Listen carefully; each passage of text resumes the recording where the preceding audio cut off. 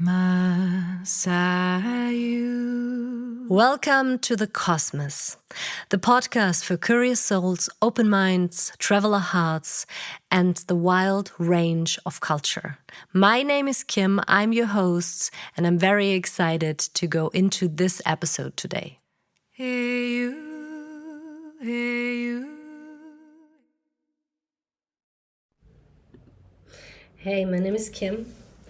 And I am going to be your host for this podcast, The Cosmos.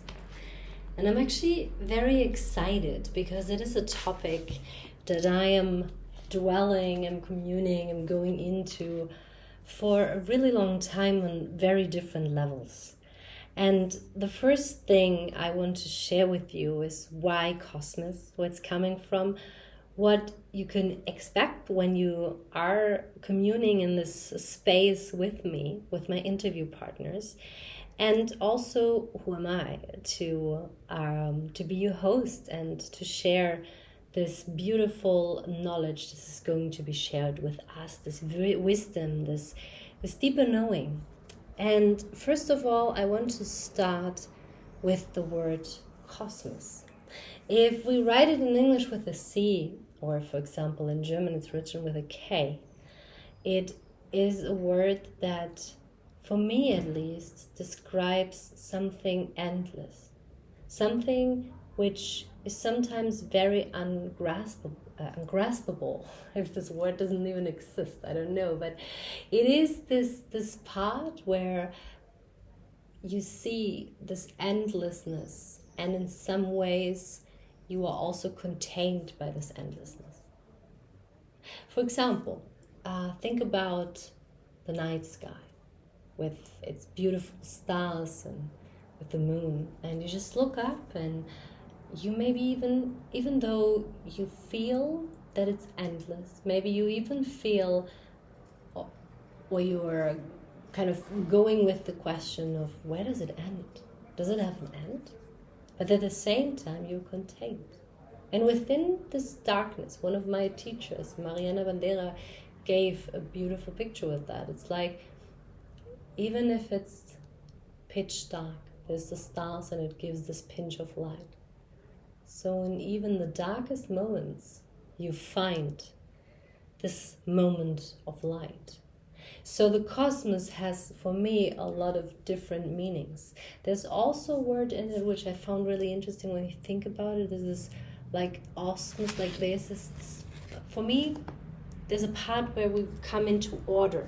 Like when you maybe you have heard about cosmic order. What does that even mean, cosmic order? There's an order to everything. When we first think about order, we maybe think about military order. We think about ordering our home, like cleaning it up, bringing order into something. And yes, in order to order our outside world, we have to start in the inside. And sometimes that starts within the home. And so it is also this order that we all follow on a very subconscious level, and to bring that back into the consciousness and to understand that there are certain, even you can say universal rules that a lot of ancient cultures, tribes, communities, indigenous tribes already knew. And isn't it interesting, don't you think, that all these wisdoms, knowledge, even parts as like plant medicine is coming now over to Europe? That could also be a topic we will discuss, but more than that, I personally want to go with you, with my interview partners, into depth of where does it come from. So we are looking into K. This is why I wrote it with a K, and I actually excluded it from the osmosis part, because I want to talk with you about culture. And something we live so subtly, we live often so unconsciously, and we are faced with it when we are going to another country. Then everything we think is normal is not normal anymore.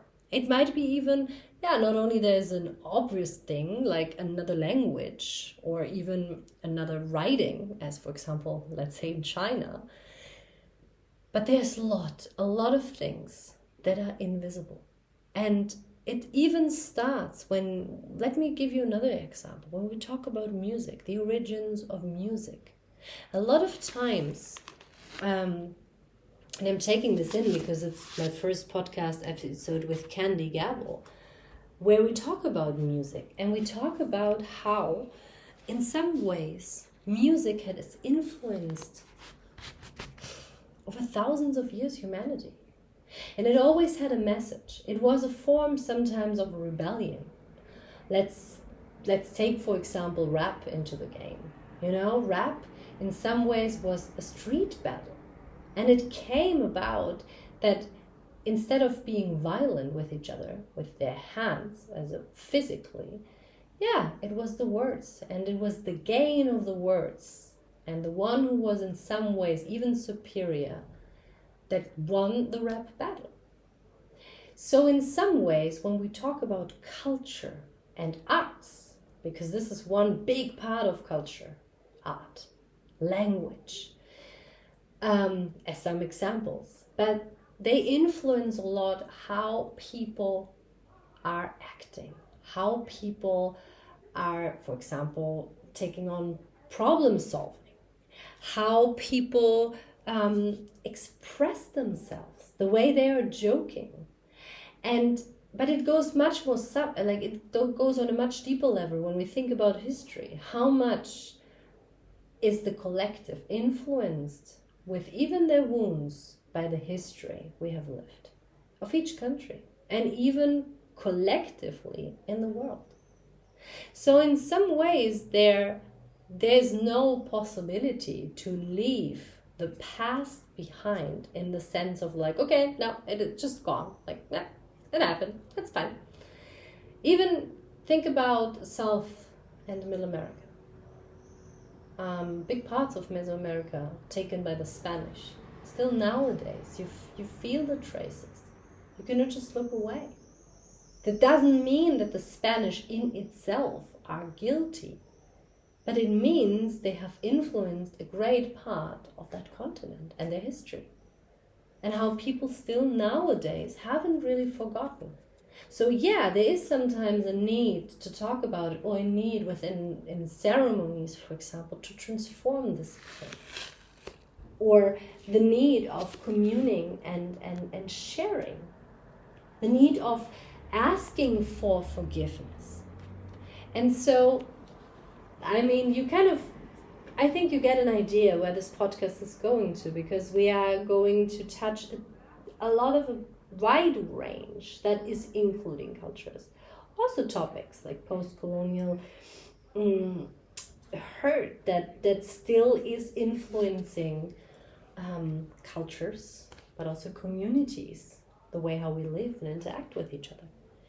And why do I even want to go into that part of culture? Because I feel it's so much influencing us nowadays, and that on an unconscious level. And it's important to bring it to the surface in order to transform it and to forgive. In order to see what we can learn from each other, in order to remember. The other part is osmosis, which I kind of separated from it, like the way, like OSMOS. And there's a fundamental process in biology and chemistry that is defined as a movement of water across a semi-permeable membrane from an area of lower solid concentration to an area of higher solid concentration. So, in short, you have the idea of this process is actually to equalize the concentration of these two. Like you bring basically two parts together, and they commune, they go together. You have different concept. Like think about oil and water. You cannot mix it because it has different densities. So what happens if we can mix it and we kind of mingle it, and then we have this like all of a sudden world culture. But there are still differences, and it's okay. We try to fight so much, or we try to homogenize, to make it homogeneous so hardly. But it's not about making women and men, as an example, the same. If you talk about an equal level of salary, as an example, it's a different thing. But we are still different in, for example, our bodies are. And so the part of differences, accepting differences, including them. When you think about questions or discussions also about racism, we are still so afraid of the differences, and we try to mingle with what we know. But what if the difference is actually what brings peace and the acceptance that all of us humans are different, and at the same time we struggle with the same issues?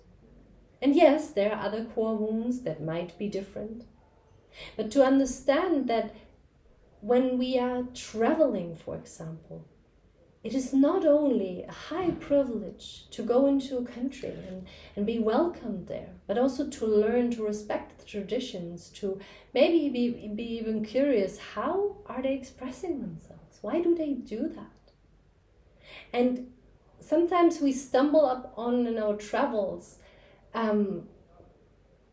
let's say you are invited to a dinner somewhere, and how much, there was, for example, the interview with Bob Fetter, where he was slowly included in another indigenous community, into a tribe, and he came the first time empty-handed, and he wasn't accepted at the door. When he came the second time, and he basically spent his last money in order to buy groceries, he was welcomed in. And to understand that we are, first of all, not empty-handed, and secondly, it is a life, a world of reciprocity. And what I understood when I was in Guatemala is sometimes, or often, not only did we forget that it's reciprocity, we forgot that we are part of this whole thing. There are languages in this world, ancient languages, who don't even have a word for Mother Nature. That's also something my teacher, Tata Isaías, and Mariana Bandera shared with me. It was like, wow, so, and it was like, yeah, so what is it then? And then they were like, we're part of Mother Nature, so there's no separation between us humans and Mother Nature. Yes, we put ourselves a buffer. We try to control her. But in many ways, she controls us. In the sense that there are things that are uncontrollable, and if we are not getting conscious about it, we're destroying not only our planet, but we destroy ourselves. And what is the basic need of of most humans? It is connection. It's coming together. It's creation. It's communing with our hearts. And to understand that there's far more than wars and fighting each other just because we are unable to come together and forgive, to come together and ask questions. There was another thing I took out from Candy's interview, which was really beautiful. It's like, stay in the question, ask more, don't assume. We are all, even in the same country, we are all different human beings with another story. Even if it's the same collective story we might share here in Germany or wherever you are in the world. But on another level, you have your own. But you are not alone. And this is so crazy. I often heard we come alone and we go alone. Yeah, that might be true. But meanwhile, there are a lot of humans and connections we encounter. And the quality of these connections depends also on us. And how much we are also able to be present and look around and start to see beauty again. And here I would love to stop, but I also wanted to wrap up first of all. Now you get an idea why it's this osmosis, this bringing together, forming maybe things that we have in common as different cultures, this world culture idea. But at the same time, that there may be two things that cannot really be mixed, and this is okay. We don't have to, maybe we can put something in. I mean, there are possibilities to mix in the end oil and water, you know. There are chemicals you can put inside, for example. But do we always have to do that forcefully? What if there's also natural rhythm to that? And I want to explore with you in this podcast, with different interview partners, all these beautiful and wild and powerful aspects of culture. And I hope I can invite you to be more open, more accepting towards what you see, what you perceive, and also learn from each other. For example, Catherine Sambeck was really beautiful, the interview with her. I mean, I'm just giving you the first ones I did that I'm going to go live one after another. But with her, for example, talking about cacao in a very scientific, she's an archaeologist and an anthropologist, was really beautiful because it gives you another idea of, okay, where's cacao actually coming from? Did it come about? Was there actually cacao ceremony? Or is that something we made up in the West? And to give also the plans around what we are doing, to include them into our culture. And to give them respect, to include them also in our stories, because blends, and that's also something my beautiful teacher Mariana Bandera, and I really hope she's going to be on the podcast, shares a lot, that as the way how we evolve, plants as well do. And that's also beautiful. Like our world around us, like evolves, goes with us. Away from judgment if it's good or bad. It's something that comes along also with humanity. But we also allowed to redecide, to take another course. And as you see, it's a huge field. I'm so excited to start it with you, to go with you into that. And why me? I always said to myself, I'm a Sagittarius in my ascendant. I don't know if it's a reason, but I was very young when I was the first time longer in another country. And I always was curious also about languages when I was young. And I took the first opportunity, I remember when I went studying, I took a study which had the international part in front of it. I kind of thought it's more cultural. It wasn't my bachelor. Later on, yes. But in that moment, I really got curious about, it was more like the business aspect. I was also in Sweden working, so I kind of got different ideas, at least around Europe. How does it work there?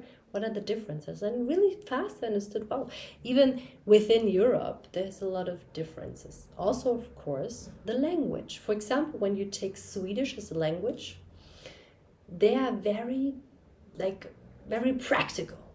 Like, for example, there's a street that's called a wide street because it's a wide street, and then you have languages that are much more flowery, much more metaphorical, and I was like, okay, wow. So, and then there's IKEA, like as a company coming from that country, so it's like it's very practical.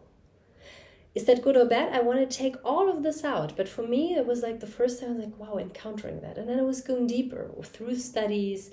I went to India, I lived in India, I stayed for a while also in an ashram. I learned from a Swamiji philosophy. I was studying also in Argentina, so I kind of, this was like totally a different thing. And I had the first contact to the communities of the Andes when I went to the north of Argentina. So I was like, wow, okay, then I more and more understood how important history of a country plays into when you are coming to a place, and to understand, okay, why do they act as they act? And there's always a phase, I feel, when you travel. You can be a traveler, and I would say like everything below 3 months is like traveling, and then living there. Normally it starts after half a year, because we have, when we look upon this curve, we come into a place and we are totally fascinated, something new, and then there comes this moment maybe also of homesickness, and then recognizing differences. And that's the hard part when you are in another country, when you're like, okay, this is different. And then you maybe encounter your own Germanness, or your own wherever you're coming from. Yeah, so you encounter within the encounter in the other culture more your own, which is quite fascinating. And so the last 4 years nearly, I lived in Peru, which was, I think, one of the most beautiful, challenging, amazing, and an experience I'm just so deeply grateful. I was diving into cacao and into the harvesting. I had my own tourism agency, so I was really like starting to study not only the history but a lot of like cultural background. I started to learn Quechua, which is an indigenous language still spoken alive, and I was like, wow, this is mind-blowing. And I started to understand, especially also like diving into indigenous wisdom. I had a really beautiful shamanic family, which I would also love to introduce in this podcast. The daughter of my shaman, unfortunately she died, but her daughter and her sons and her husband is still as being in this call, and the way how they commune with the apus, with the mountains, in such a beautiful, respectful way, and also with nature. And how, I don't know if you've ever seen someone giving ofrenda, like a giving for Mother Earth, just because she gives us on a daily basis. Just because there's a tree who is just giving, for example, giving you shadow.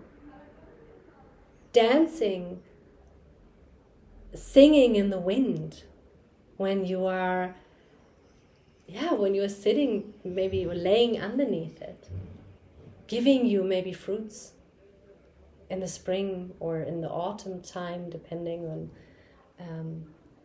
which most of them are ripe in the autumn time. Let's say an apple tree, giving back, showing respect, understanding that nature is actually adapting to us on a constant level. Like there's this beautiful book, Breeding Wheatgrass, which I'm reading, and I can with all my heart just recommend it to you.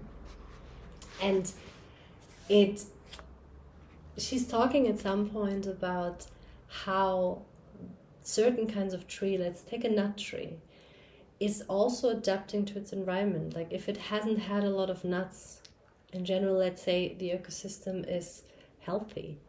In the next year, it regulates itself also, for example, with the animals and the humans and their intake.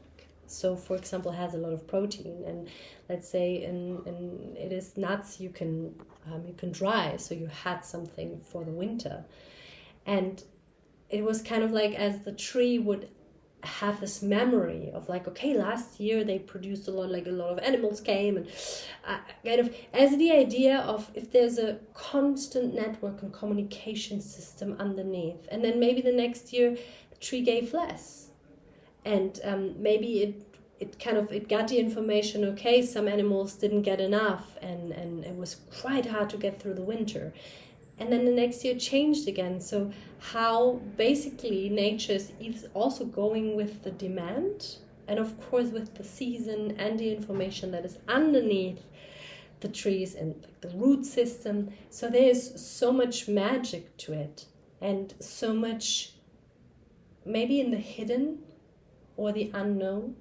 I want to say also unknown, because I feel in some ways, I heard that so many times in the last couple of days, one thing is the knowledge. The other thing is if we live it. So if knowledge is not lived, it's just knowledge. So sometimes we need the information and more than we actually can grasp before we actually have and form an opinion. And sometimes the question is which fights we pick within a system or within even an ideology, even in a religion. Because again, coming back to osmosis, maybe sometimes it is the same, but this is still different. We just have different aspects to it. With other things, it might be different. But to also learn to differentiate that and to understand this whole ecosystem that worldwidely is supporting us. And that is us as human beings with our responsibility and our love for nature and life, which we maybe have to remind us again, to establish. One of my teachers, he says that also in the interview, he said like, so many humans are so much like children, and he says this in such a loving and respectful way, that it's like just learning how to walk, because we have forgotten so much, or we haven't been taught, or we feel so separate from the world, from the people around us, especially when we think about bigger cities we are living in, and we are in these flats that actually in Berlin there have been in the last couple of years so much creation of single flats because people live single. And yeah, in some ways we are not even made for that. So we commune, we get together in different other ways, but to understand as a human being, we are social beings. So every action we also take for others, or maybe against. So to really be aware of that. And with my interview partners, and with my experiences of my travels, being a travel guide, studying cultures, speaking different languages. And I was very experimental, going into a lot of situations in my life where I was also confronted with the part of me. It's like, yeah, but this is who I am. It's like, really, are you? Is this who you are by definition? And I would like to invite you to be open to maybe break free of that, of like all this chains of like who you have to be, and then the question of, is this really me? And then also to open up for maybe a different way of interacting, for curiosity, for opening up a part of your heart. I mean, my original company, some of you might know, is the heart of a woman, das Herz einer Frau, auf Deutsch, in German. And it's still living, it's still alive. It's transforming. And I think this is also something we have to understand about life, that we are in this constant flow and stream of transformation, and to allow that, even though if it's including sometimes to look or feel into something is very uncomfortable. But this is where the biggest growth is possible. This is the greatest possibility to transform and to allow ourselves that, also allow ourselves to be wrong. So yeah, I'm super excited. The first episode of this podcast is on. I'm excited to share it with you, and I will meet you for the next episode. Thank you. And don't forget to subscribe, or also share it with your loved ones, people you really feel like, oh yeah, they should, or not they should, but it would be beautiful to maybe even talk afterwards, after the episodes, about certain new aspects you have learned, and maybe some wisdom nuggets you can share, you can implement in your life. Yeah. And I'm immensely grateful for the podcast guests I had so far, which step by step I'm going to release. I really want to say at that point as well, thank you for this this magic of being able to communicate and to share and to be remembered. Thank you. Hey you, hey you. I'm very thankful that you have joined today's episode. And if you want to know more about me, you can find me on Instagram at das Herz einer Frau, the heart of a woman, and also die Kakaohüterin, los guardianes del cacao, the guardians of cacao. Have a beautiful, beautiful day, and I see you next time.